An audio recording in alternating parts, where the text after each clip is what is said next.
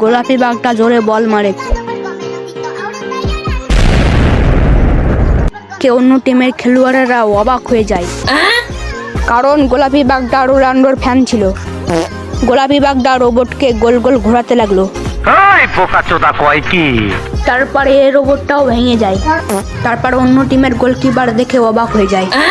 অন্য টিমের খেলোয়াড় মেসির ফ্যান ছিল, তার জন্য এত সহজে হার মানছিল না। তাড়াতাড়ি গিয়ে বড় একটা রোবট আনে।